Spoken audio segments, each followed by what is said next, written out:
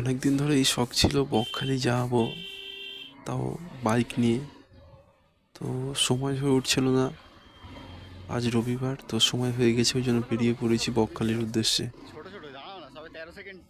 প্রায় 125 কিলোমিটার রাস্তা কভার করতে হবে, আর সময় লাগবে প্রায় 4 ঘন্টার মতো। আজকে আমার সাথে আমার বন্ধু আছে, দুজন মিলেই যাচ্ছি। আর একদিনের ট্যুর তো, একা অতটা গাড়ি চালানো সম্ভব হবে না, ওই জন্য দুজন মিলেই যাচ্ছি।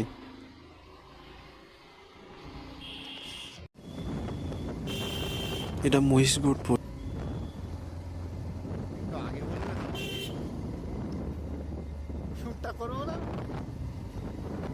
তো আমার বাড়ি থেকে যে রুটে যাব আর কি বকখালিতে, তো আমার বাড়ি হচ্ছে মহেশতল এরিয়ায়।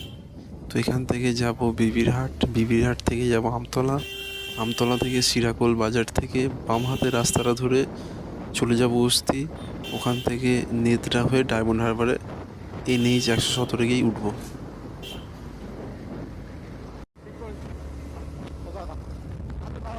তেল নেই, তো রামদেবপুর পেট্রোল পাম্প থেকে ফিউল আপ করিয়ে নেবো 600 টাকার মতো, ওতেই হয়ে যাবে, ওতেই হয়ে।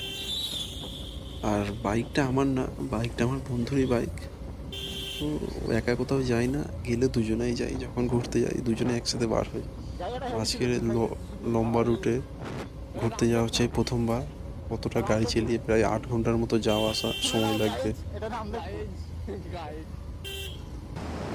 তো এবার থেকে আশা করছি রোড খুব ভালোই হবে, খারাপ রোড আসবে না খুব একটা। মাঝে মাঝে চলে আসতে পারে, তো আশা করি যে পুরো রোডটাই ভালো থাকবে।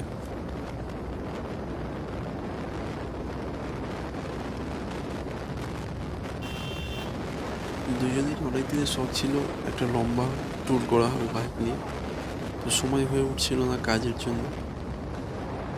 ফাইনালি বেরিয়ে পড়েছি আর কি, ভালোই লাগছে খুব। যে দেশের যেই প্রান্ত থেকেই বকখালিতে আসুক, তাকে মোটামুটি এই NH 117 উঠতেই হবে। NH 117 এটাতে উঠতেই হবে। তো এই রোডটাই সোজা গিয়েছে একদম বকখালি। এবারে যদি কেউ ভাবে যে আর সড়ক পথে আসবে না, জলপথে আসবে, তাহলে সে নদী দিয়ে নদী ঘুরে ঢুকল। এবারে যদি কেউ ভাবে ট্রেনে করে আসবে, তো শিয়ালদা থেকে নামখানা লোকালে, নামখানা এসে ওখান থেকে অটো টোটো বাসে করে বকখালি যেতে হবে।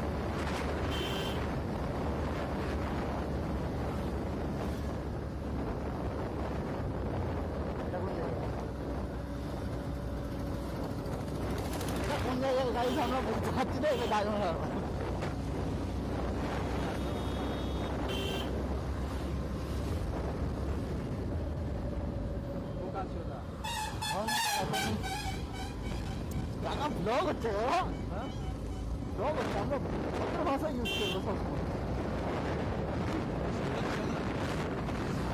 ব্লগে তো আমরা ভদ্র ভাষা ইউজ করি।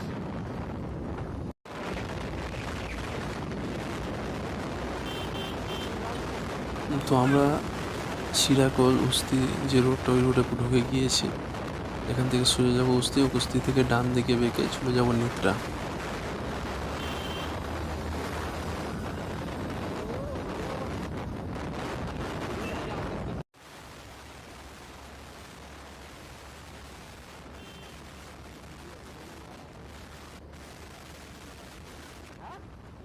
যেহেতু আজকে রবিবার, তো সেই জন্য মনে হচ্ছে অপেক্ষাকৃত গাড়ি কম, আর খুব একটা জ্যামও ছিল না রাস্তায়। মোটামুটি ফাঁকাই রাস্তা ছিল পুরো রাস্তাটা। এই নেত্রা রেলওয়ে স্টেশন, এই গেট পার করছি, নেত্রা গেট।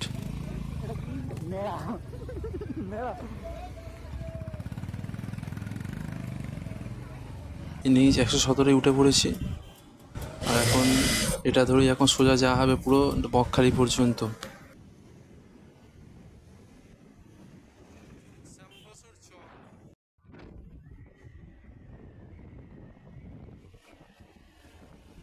আমরা প্রায় 60 কিলোমিটার পথ কভার করে ফেলেছি রাস্তা।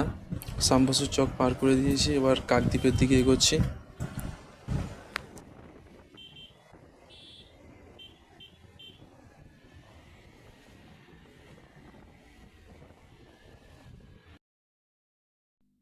কেন জানি না কিছু গন্ডগোল হওয়ার কারণে ভিডিওতে ভয়েস আওয়াজ রেকর্ড হয়নি, তো ওই জন্য কিছু সাউন্ড একদম আসবেই না ভিডিওতে, পুরো মিউট ভিডিও রেকর্ড হয়েছে। দুই দিকে রাস্তায় খেলি বড় বড় জলা, গাছপালা, ধান চাষের জমি, বেশ সুন্দর একটা পরিবেশের দিকে মধ্যে দিয়ে যাচ্ছি।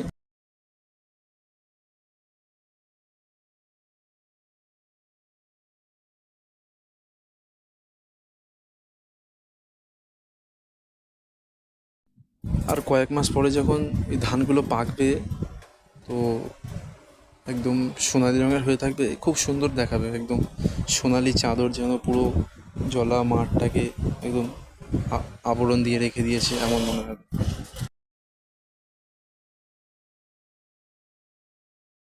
তো আমি এই কুলপি এলাকাতে প্রায় 40 দিনের মতো ছিলাম। এই গ্রামটাতে পুরো 40 দিন ছিলাম, ঘুরেছি, দেখেছি, খুব সুন্দর এলাকা।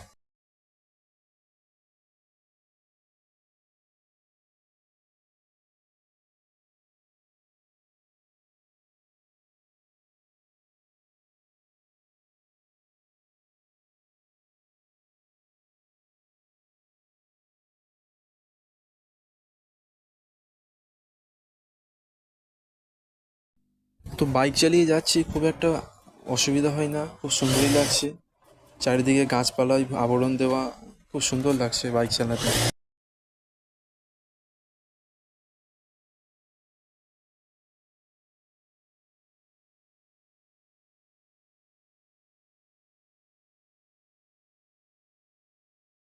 সব থেকে বিচ্ছিরি ব্যাপার যেটা হলো সেটা হলো ভিডিওটা একদম মিউট রেকর্ড হলো, আর কোনো সাউন্ডই আসেনি, এটাই সবচেয়ে খারাপ লাগছে যে এত পরিশ্রম করে ভিডিওটা রেকর্ড করা হলো কিন্তু এইরকম হয়ে যাবে বুঝে উঠতে পারিনি একদম।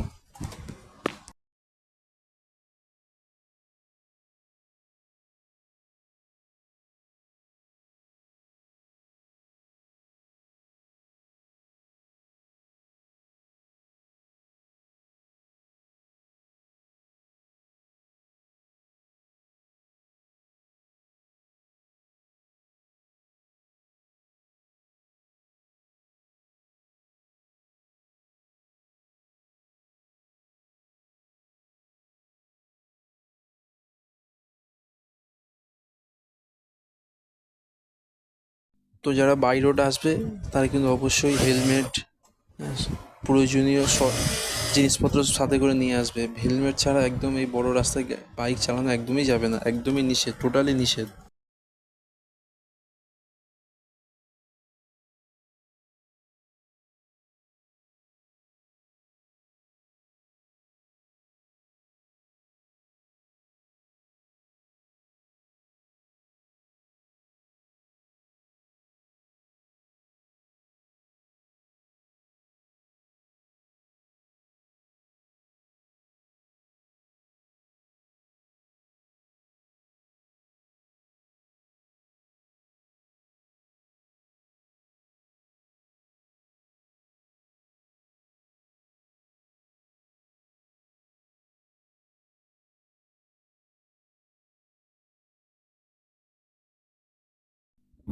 কাকদ্বীপ 3.5 কিলোমিটার, বকখালি 43 কিলোমিটার, আর ডান দিকে গেলেই গঙ্গাসাগর 36 কিলোমিটার কাকদ্বীপ মোড় থেকে।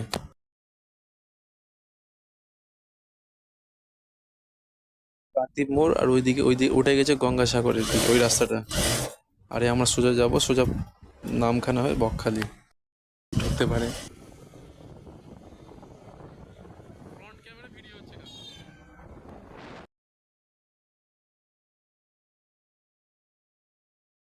এই একদিনে বকখালি চলে যাওয়া আসা খুব সহজ হয়ে গেছে গাড়ি নিয়ে।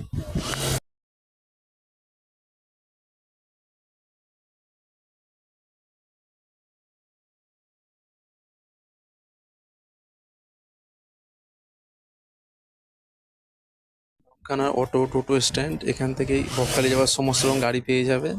এই টোটো দাঁড়িয়ে আছে, অটো দাঁড়িয়ে আছে, আর ওইদিকে ওই দিকটাই গেলেই নামখানা স্টেশন।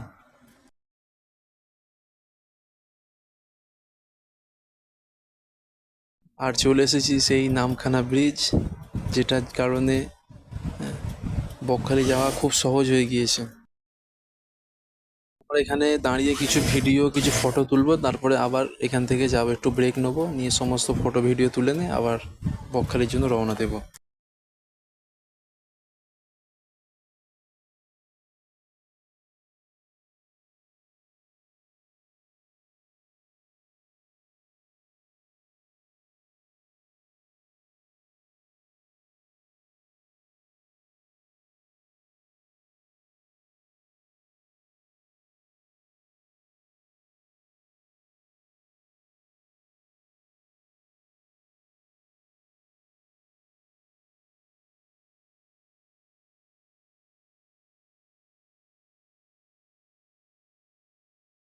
স্ট্রাকচারটা ব্রিজের একেবারে সেকেন্ড হুগলি ব্রিজের মতো, যেটাকে আমরা বিদ্যাসাগর সেতু বলে চিনি, ওই রকমভাবেই তৈরি করা। ওই সামনে যে পিলারগুলো দেখছেন,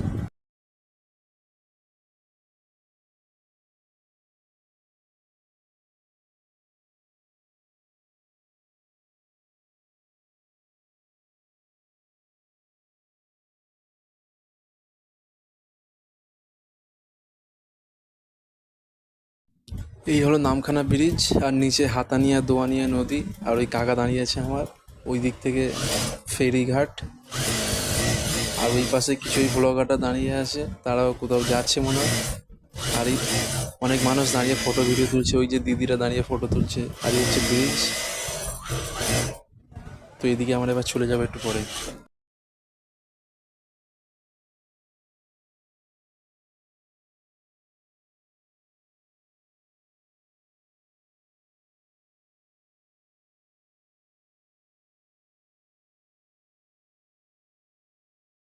আমরা ফ্রেজারগঞ্জ ঢুকছি। ফ্রেজারগঞ্জে আর মাত্র 2 কিলোমিটার গেলেই বকখালি। অনেক আশা ছিল বকখালি আসার, তো বকখালি পৌঁছে গিয়েছি। ওই যে ফ্রেজারগঞ্জের যে বায়ুকলের পাখাগুলো, অনেক পাখার ব্লেড ভেঙে গিয়েছে ওই ঝড়ের কারণে, ওই যে দেখতে পাচ্ছেন।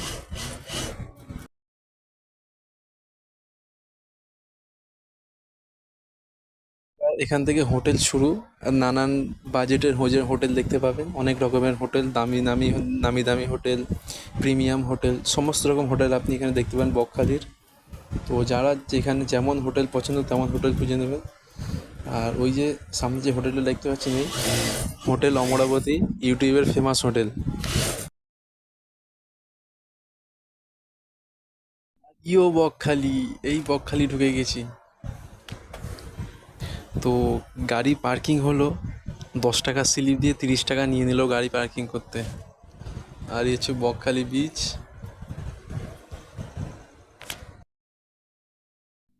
এই দিকের বিচটা মোটামুটি খালি, আর ওই দিকটা খুব ভিড় আছে, ওই জন্যই খালি যে দিকটা ফাঁকা ওই দিকটাই যাচ্ছি। আর 2-4 জন আছে, খুব বেশি ভিড় নেই।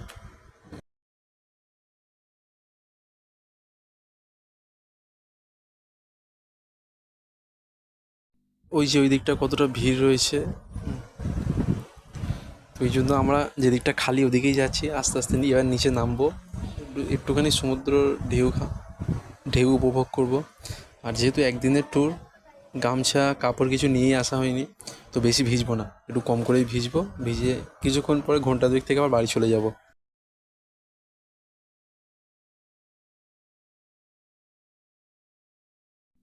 এই এক পা করে নামা হচ্ছে সমুদ্রতে, আর ওদিকটা খুব বড় বড় ঢেউ আসছে, আর আওয়াজও খুব সুন্দর দিচ্ছে। শুধু ভিডিওটা সাউন্ড রেকর্ড হয়নি বলে বোঝা যাচ্ছে না, খুব সুন্দর হাওয়া দিচ্ছে, আওয়াজ দিচ্ছে।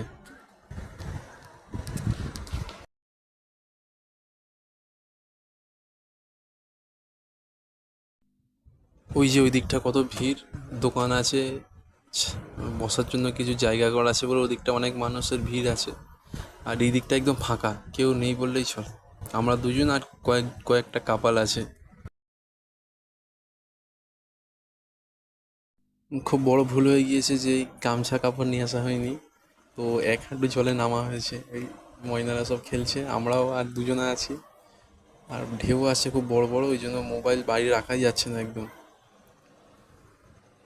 তো উঠে এসেছি সমুদ্র থেকে, আর নামবো না। এবার একটু পিছনে ওই যে জঙ্গল মতো রয়েছে, ওখানে ঢুকবো, ঢুকে তারপর খাওয়া দাওয়া করে সোজা বাড়ি।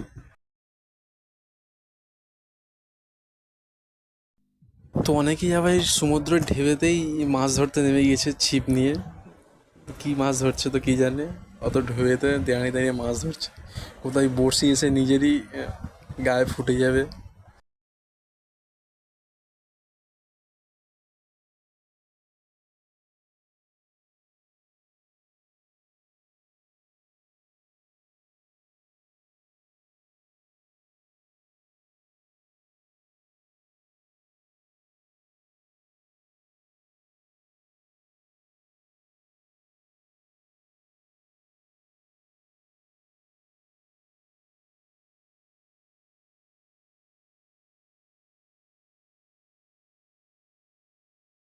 যদিও বা কেউ একদিনের ট্যুরে আসে, তবুও অবশ্যই সাথে করে গামছা কাপড় নিয়ে আসবে, নাহলে এত সুন্দর একটা মুহূর্ত মিস করে যাবে।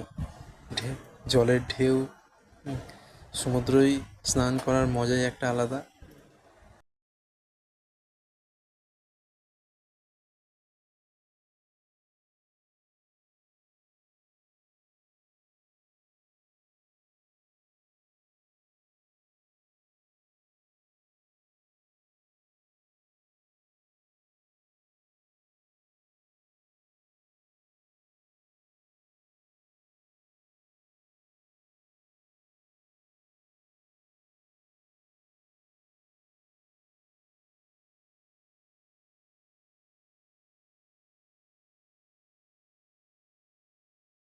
আর এই হলো সেই জঙ্গল। তো জঙ্গলে একটুখানি ঢুকেছিলাম, তো ভেতরে রাস্তা নেই, একটুখানি গিয়েই শেষ হয়ে গেছে, তো বেশি ভেতরে যাওয়া যাবে না আর।